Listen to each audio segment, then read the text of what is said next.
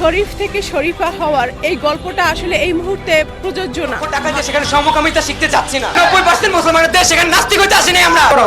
সেই অবমাননাকে নতুন কারিকুলামে সপ্তম শ্রেণীর ইতিহাস ও সামাজিক বিজ্ঞান বইয়ে মানুষে মানুষের সাদৃশ্য ও ভিন্নতা অধ্যায়ের শরীফের শিরোনামে গল্প নিয়ে উদ্ভূত আলোচনার প্রেক্ষিতে উক্ত বিষয় আরও গভীরভাবে পর্যালোচনা করে এনসিটিবিকে সহায়তা করার জন্য 5 সদস্যের উচ্চ পর্যায়ের বিশেষজ্ঞ কমিটি গঠন করেছে শিক্ষা মন্ত্রণালয়। নতুন শিক্ষাক্রমের আলোকে প্রণীত সপ্তম শ্রেণীর ইতিহাস ও সামাজিক বিজ্ঞান বইয়ে একটি অধ্যায়ে হিজড়া জনগোষ্ঠী সম্পর্কে জনসচেতনতামূলক একটি পাঠ রয়েছে। এ নিয়ে বিতর্ক চলছে। আসলে কি আছে পাঠ্য বইয়ে? জানা গিয়েছে ইতিহাস ও সামাজিক বিজ্ঞান বইয়ের মানুষে মানুষের সাদৃশ্য ও ভিন্নতা বিষয়ক অধ্যায়ের একটি অংশে খুশিয়াপা নামের একজন শিক্ষক ক্লাসে আর একজন অতিথিকে নিয়ে এলেন। তিনি বললেন, ইনি ছোটবেলায় তোমাদের স্কুলে সপ্তম শ্রেণী পর্যন্ত পড়েছেন, আজ এসেছেন নিজের স্কুলটি দেখতে। শোন জানতে চাইল আপনার নাম কি? তিনি বললেন, আমার নাম শরীফা আক্তার। এরপর শরীফা তার জীবন কাহিনী বলতে শুরু করেন। শরীফা বললেন, যখন আমি তোমাদের স্কুলে পড়তাম তখন আমার নাম ছিল শরীফ আহমেদ।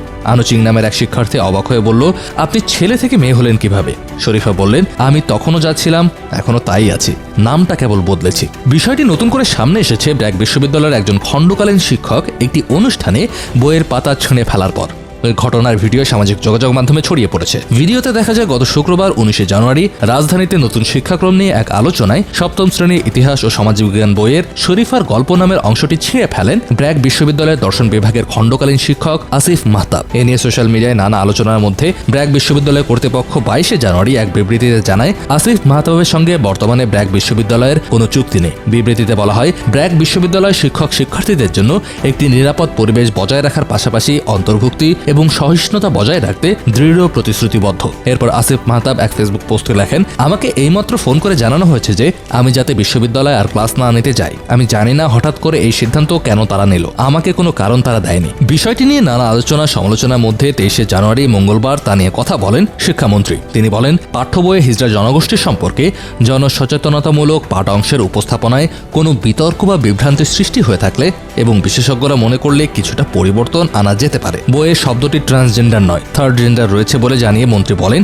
সেটি আইনত স্বীকৃত। যারা বায়োলজিক্যাল কারণে তৃতীয় লিঙ্গ বা সামগ্রিকভাবে সমাজে হিজড়া নামে পরিচিত তারা এদেশের নাগরিক। অবশ্যই তাদের নাগরিক সুবিধা রয়েছে। মন্ত্রীর এমন আশ্বাসের একদিন পর পর্যালোচনা কমিটি করল শিক্ষা মন্ত্রণালয়। বিষয়টি নিশ্চিত করেছেন শিক্ষা মন্ত্রণালয়ের জনসংযোগ কর্মকর্তা আবুল খায়ের। তিনি জানিয়েছেন 5 সদস্যের এই কমিটিতে আহ্বায়ক করা হয়েছে ইসলামী আরবি বিশ্ববিদ্যালয়ের উপাচার্য অধ্যাপক আব্দুল রশিদকে। কমিটির অন্য সদস্যরা হলেন ইসলামিক ফাউন্ডেশনের গভর্নর মুফতি মাওলানা কফিল উদ্দিন সরকার, জাতীয় শিক্ষাক্রম ও পাঠ্যপুস্তক বোর্ডের এনসিটিবির সদস্য অধ্যাপক মোহাম্মদ মশিউজ্জামান, ঢাকা বিশ্ববিদ্যালয়ের শিক্ষা ও গবেষণা ইনস্টিটিউটের পরিচালক অধ্যাপক আব্দুল হালিম এবং ঢাকা আলিয়া মাদ্রাসার অধ্যক্ষ অধ্যাপক মোহাম্মদ আব্দুর রশিদ।